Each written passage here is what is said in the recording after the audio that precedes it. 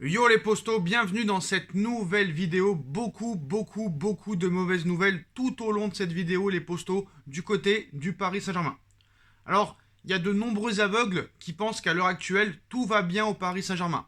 On est fin octobre, premier de Ligue 1, et largement, et premier de la poule en Ligue des Champions devant Manchester City, le Red Bull Leipzig et Bruges. Donc là, on se dit, pourquoi tant de haine envers le PSG vu qu'à l'heure actuelle, tout va bien? Mais non, les postos, tout ne va pas bien.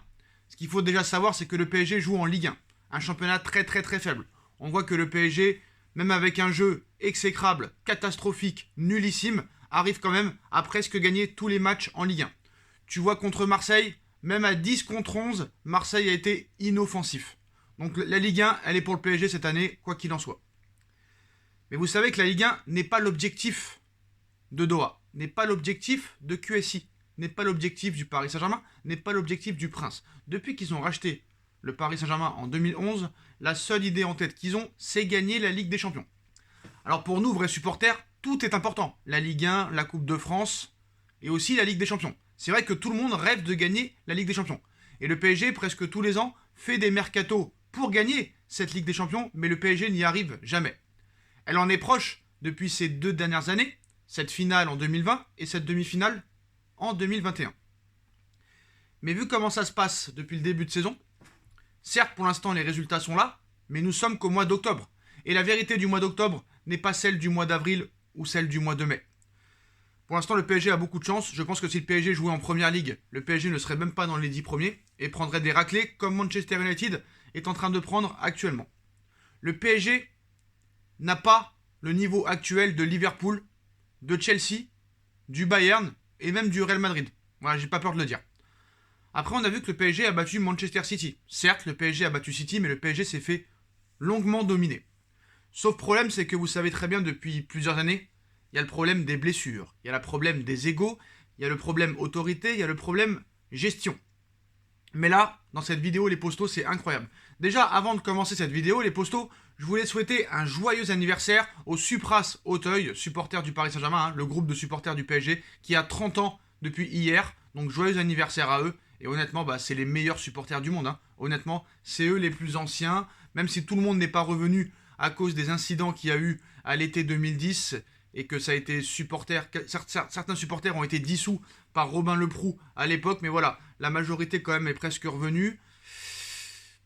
Et on sait que ces supporters-là sont des vrais amoureux du Paris Saint-Germain.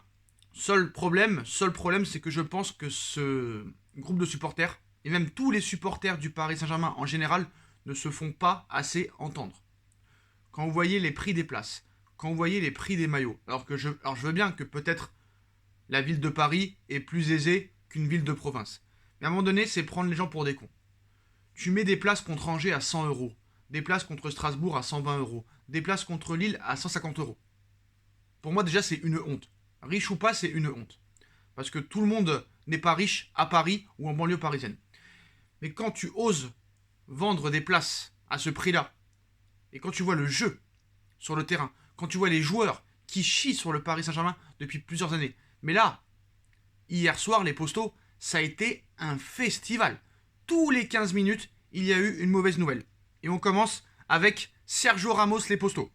Sergio Ramos qui est arrivé au mois de juillet au Paris Saint-Germain et qui avait impressionné à la visite médicale les médecins du Paris Saint-Germain. Heureusement qu'il a impressionné parce que depuis le mois de juillet, Sergio Ramos n'a pas joué la moindre seconde avec le Paris Saint-Germain. 1 300 000 euros par mois. Ça commence à faire énorme. Voilà, je pense qu'à un moment donné, il va falloir qu'on nous dise la vérité sur ce sujet. Alors, quelle est réellement la vérité? Toutes les semaines, depuis 3 mois, on nous annonce que Ramos va revenir dans le groupe collectif, va participer à l'entraînement avec les autres joueurs, et toujours rien. Aujourd'hui, les postos, ça a encore été repoussé. Sergio Ramos ne s'est toujours pas entraîné avec le groupe ce mercredi. Sa présence contre Lille vendredi et contre Leipzig mercredi prochain est d'ores et déjà écartée. Donc déjà ça, on commence à en avoir l'habitude. Deuxième mauvaise nouvelle, Marco Verratti est forfait minimum pour 4 semaines. Et sa blessure pourrait aller jusqu'à 6 semaines. Donc il va rater, c'est sûr et certain, le match contre le Red Bull Leipzig mercredi prochain. Et il devrait rater aussi le match à Manchester City le 24 novembre prochain. Donc il s'est pris un petit coup par Matteo Guendouzi et c'est 6 semaines d'absence. Le problème Marco Verratti, c'est vraiment un problème sur le long terme maintenant. Parce que là, voilà, là ça commence à devenir compliqué. Marco Verratti, ça fait 10 ans qu'il est au Paris Saint-Germain. Ça fait 10 ans qu'il régresse. Et à un moment donné, le cas Marco Verratti, il va falloir se poser la question. Son hygiène de vie est déplorable. Plusieurs sources nous expliquent aussi que voilà, il fait aussi beaucoup la fête, comme Neymar. Avec Di Maria, il paraît que ça mange des pizzas tous les mercredis et les mardis soirs. Le mec, il arrive même plus à prendre un coup. Soit il est pas bon, soit il est suspendu parce qu'il prend 3 cartons jaunes en un match, ou soit il est blessé. Mais là, encore une fois, 6 semaines d'absence, ça commence à faire beaucoup pour un mec qui est soi-disant le meilleur milieu de terrain du monde et qui a le niveau d'Iniesta. Mais il n'a pas le palmarès d'Iniesta. Après, certes, il est champion d'Europe, mais seul problème, comme avec Neymar, ils sont meilleurs avec leur sélection qu'avec le Paris Saint-Germain. Mais là, le problème Marco Verratti, ça commence à devenir très compliqué. Dans les suites d'un choc reçu lors du dernier match, Marco Verratti souffre de la hanche gauche avec une lésion profonde des muscles obliques. Tu m'étonnes, il fait 1m50, il fait 42 kg. Enfin non, il est plus gras que ça. Désolé, il est plus gras que ça. On le voit. Donc une indisponibilité de 6 semaines est prévue selon l'évolution. En ce qui concerne Ramos, l'évolution du programme de reprise de Sergio Ramos, coordonné par le staff médical, évolue très correctement, mais ça fait 3 mois qu'il évolue très correctement. On nous prend pour des cons, honnêtement, on nous prend pour des cons. La reprise en continu avec le groupe pourra être envisagée dans le courant de la semaine prochaine. Donc voilà, ça commence à devenir très très compliqué. Après, autre mauvaise nouvelle. Alors là, le PSG, ça commence à devenir... C'est même plus Disneyland, c'est même plus le parc d'Astérix, c'est devenu Gossip Girl. On parle jamais foot, on parle que de blessures, de problèmes internes ou de problèmes extrasportifs. Après Ramos et Marco Verratti, Mauro Icardi qui a été acheté quand même 70 millions d'euros par le Paris Saint-Germain. Mais depuis une semaine, depuis 10 jours, on parle de divorce, on parle de tromperie. Et maintenant, bah voilà, le message plein d'amour de Wanda Icardi pour Mauro. Le feuilleton n'est pas terminé, donc ça va continuer. Les deux vont se mettre ensemble. Ça met sa vie sur les réseaux sociaux. Mauro Icardi, qui a besoin de 3 jours de vacances pour régler ses problèmes, le PSG lui donne. T'es tellement fort, t'es tellement bon, tu marques tellement de buts que voilà, t'as le droit de partir 3 jours, régler les problèmes avec ta pute. Voilà, c'est exactement ça. Donc on parle toujours pas football. Donc Icardi, je sais pas ça fait combien de temps qu'on l'a pas vu, je sais pas ça fait combien de temps qu'il a pas marqué un but, mais ça devient totalement incroyable. Ce club, c'est un centre aéré. Chacun fait ce qu'il veut. Même dans les centres aérés, tu fais pas ce que tu veux. Mais ça commence à devenir vraiment très inquiétant. Je pense qu'on va tomber de très très haut lors de la deuxième partie de saison. Après, on va voir le match contre le Red Bull Leipzig, qui est très très loin d'être gagné. Surtout que, voilà, en plus de Verratti et Ramos qui sont forfaits, les postos, Kylian Mbappé, qui est le meilleur joueur du PSG en ce moment, est tombé malade. Et quand je dis tombé malade, bah, il s'est tapé une otite, le bougre. Voilà, Kylian Mbappé est victime d'une infection ORL. Un point sera fait dans 48 heures, annonce le PSG dans son point médical. Il pourrait être absent lors du match contre Lille pour être préservé pour mercredi prochain contre le Red Bull Leipzig. Alors, comme vous le dites, en Ligue 1, c'est pas très grave. Mais même en Ligue 1, c'est compliqué sans Mbappé. Parce que si Mbappé n'est pas là depuis le début de saison, je sais pas si le PSG aurait le même nombre de points. Alors là, tu vas te retrouver avec Verratti forfait, Ramos forfait, mais ça c'est pas grave, c'est toujours pareil. Marco Verratti forfait, Mbappé forfait, un Kipembe qui est mort parce qu'il enchaîne tous les matchs vu que Kerrer est pitoyable et que Ramos n'est toujours pas là pour le remplacer. Donc Kipembe il est mort, mais au moins Kipembe il se bat. Bon voilà, Kipembe est sorti au bowling lundi soir, très tard dans la soirée apparemment, et le mec est sorti pas couvert et il s'est infecté une otite, voilà. Il s'est attrapé une otite, donc c'est pas trop grave, on sait que Mbappé lui, même avec les 2 oreilles bouchées et le nez bouché, il sera sur le terrain, mais voilà, en tout cas, Paris ne prendra pas de risque pour le match contre Lille. Alors Lille, j'ai regardé, Lille, c'est l'une des équipes les plus faibles avec Bordeaux et Saint-Etienne cette saison. Mais là, si tu bats pas Lille, ça va être très compliqué. Parce que Lille, c'est vraiment très faible. Mais Lille va jouer le match de sa vie, Lille n'aura rien à perdre. Et Lille, faut pas oublier, nous a battus en Trophée des Champions en début de saison. Bon, les mauvaises nouvelles. On va continuer avec les mauvaises nouvelles, les postos, parce qu'il y a beaucoup de mauvaises nouvelles. On passe au roi au roi du monde, au roi de Paris, au roi brésilien, idolâtré par les supporters footix parisiens, qui n'arrive même plus à marquer un but, qui n'arrive même plus à faire une passe décisive. Bah, le petit Neymar, hier soir, hein, c'est-à-dire mardi, entre 20h et 22h, c'est-à-dire 3 jours avant le match contre Lille, s'est tapé, j'ai dit bien s'est tapé, pas une, mais 2 bouteilles de vin. Et en plus, il s'en félicite sur les réseaux sociaux. Voilà, Neymar, allez vérifier sa story, les postos, hein, voilà, je vous mens pas. Voilà, la story de Neymar hier à 22h, avec 2 bouteilles de vin vides. Neymar, hein, le mec qui chie sur les supporters depuis plus de 2 ans. Le mec qui en a rien à foutre du PSG. Et bien sûr, hein, les dirigeants, l'entraîneur, il faut rien lui dire. Continuez à le faire bouffer, continuez à le faire picoler, c'est une honte.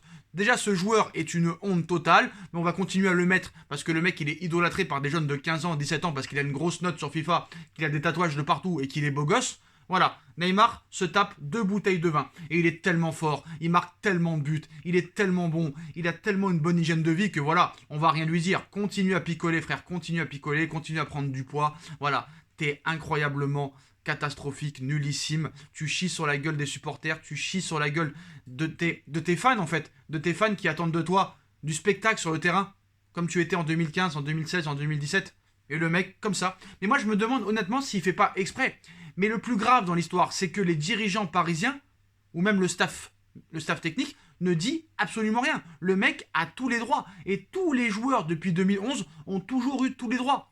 Que ce soit Cavani, Di Maria qui fêtait leur anniversaire à 2 jours du match contre Dortmund, Neymar qui picole, qui fait la fête tout le temps, alors qu'à 3 jours ou 2 jours d'un match, qui fait des nuits blanches, qui est à 5h30 du matin et sur Twitter, alors que le soir tu joues contre je sais pas qui. C'est une honte totale. Quand est-ce qu'on va arrêter de se foutre de notre gueule? C'est totalement honteux les postos.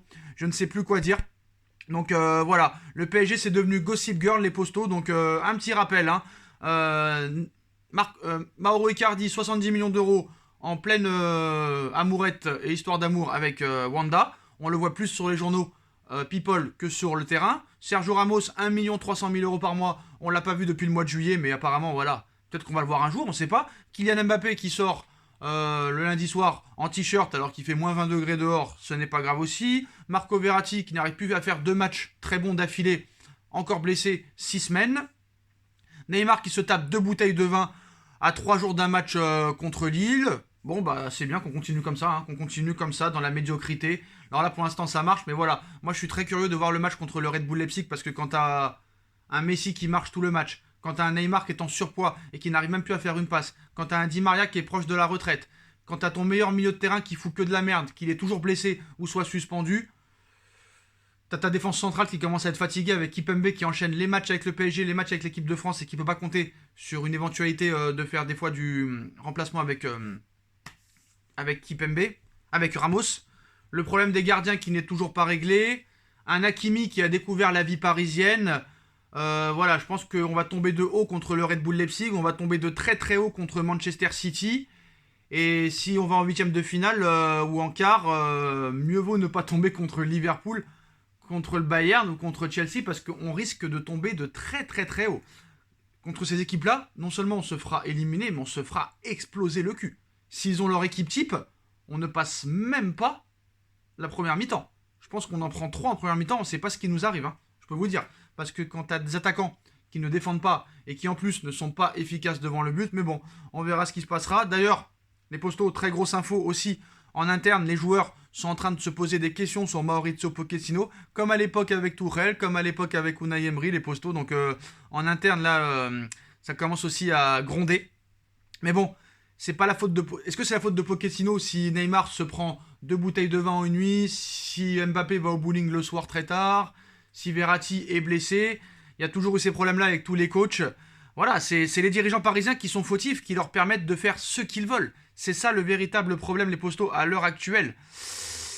Qu'est-ce que vous voulez que je vous dise? Donc, certains, au sein de l'effectif du PSG, commencent à avoir de sérieux doutes sur Maurizio Pochettino, d'autant plus qu'ils ne trouvent pas leurs repères sur le terrain. Ce constat est partagé chez QSI à Doha, où on s'interroge sur le rendement de l'équipe et son jeu collectif. Du côté de Doha, on est très énervé apparemment de du jeu actuel et à quoi ressemble le PSG. Mais bon, voilà, si t'as les couilles, le Neymar, tu le mets sur le banc, tu le mets dehors. Ces joueurs-là, faut les mettre dehors. Je veux bien que c'est brillant, c'est beau à voir, mais sur le papier, ça donne rien. Neymar ne ressemble plus à rien. Quand est-ce qu'il va y avoir une autorité dans ce club? Parce que c'est bien beau, tous les ans, à Doha, ils sont énervés de ne pas avoir du beau jeu. Mais comment tu veux voir du beau jeu avec des joueurs qui se comportent comme des gens de la nuit, des rois de la night? C'est incroyable. Quand est-ce que ça va s'arrêter, ces mecs-là? Faisons comme Giroud, qui mettait des videurs devant les boîtes de nuit pour voir si les joueurs sortaient. Mais à un moment donné, c'est plus possible, c'est plus possible. Faut qu'il y ait une structure, faut qu'il y ait une stratégie, parce que là, on va droit dans le mur. On va droit dans le mur. Voilà les postos. Dites-moi en commentaire ce que vous en pensez. On like, on partage, on commente, on s'abonne. Mais je suis très inquiet pour la suite des événements. Les prochains mois nous diront ce qui se passe. Mais voilà, apparemment, voilà, Zidane ne serait pas contre retourner en France et signer au Paris Saint-Germain. Il s'y verrait bien. Est-ce que ce serait lui le sauveur peut-être qui pourrait régler tous les problèmes? Je ne suis même pas sûr, vu qu'on sait que c'est Doha qui dicte sa loi. Mais voilà, c'est devenu Disneyland Paris, c'est devenu le parc d'Astérix, c'est devenu Gossip Girl. Voilà les postos. Et on se retrouve très vite pour une nouvelle vidéo. Tchuss.